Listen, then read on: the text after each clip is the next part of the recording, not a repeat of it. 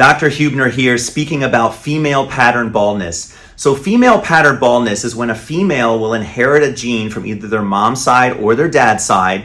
And very similar to a man, they will lose hair in different areas of the head. So they could have just a recession here in the front.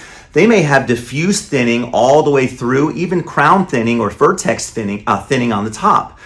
So it's very important prior to surgery that things are evaluated in terms of, could there be another reason to have a female pattern baldness? So could it be a thyroid issue or possibly an issue with some hormonal malalignment that needs to be adjusted?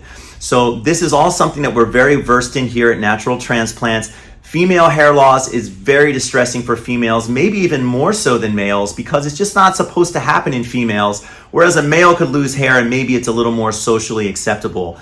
Either way, a hair transplant can be a permanent fix for female pattern baldness. If you have any questions, please give us a call here, 844-327-4247, or take a look at our website, naturaltransplants.com. Thanks.